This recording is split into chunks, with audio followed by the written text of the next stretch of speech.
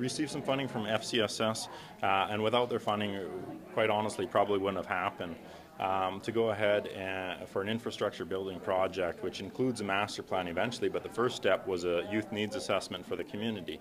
So we took that funding, we hired a project secretary, and we went out and we started interviewing. Well, we made a list of people that we should interview. We interviewed, we validated those findings against focus groups, we did a literature review, and we came up with the recommendations that we've talked about today and that are in the report. Access to services, awareness of services, financial support or ease of financial support are kind of the main three ones there. You know, there has been tremendous strides in this community, so I don't want it to sound like we don't have a lot of stuff going on for the youth, but I would say the community as a whole.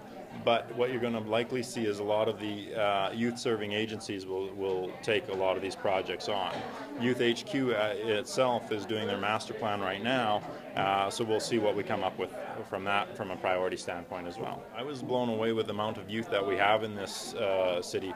We're about 25%, a little better than 25%, just about 26%. Of the population of the city are youth, so that's 24 and under. So that's number one. Number two, there's a lot of need for those youth, and I mean, if we can help address some of those needs for the youth, I think we're building a better future for tomorrow and for us tomorrow and for the youth that grow into the adults of tomorrow. I think the transportation thing is something where we can address it by transportation, but we can address it by where programs are actually located as well.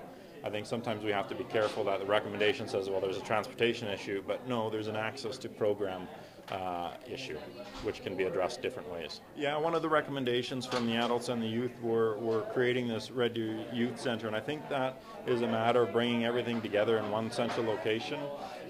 We'll assess that as a Youth HQ to see if that makes absolute sense to do that, because in the other breath, we're talking about location and access to these services. So we'll have to assess. There's a couple of contradictory things in that report, but we'll assess that, and maybe different organizations will come together. Hope Mission, for example, is doing great work, and they're working on a youth center right now as well, I believe on the north side. So it's a combined effort, collaborative effort.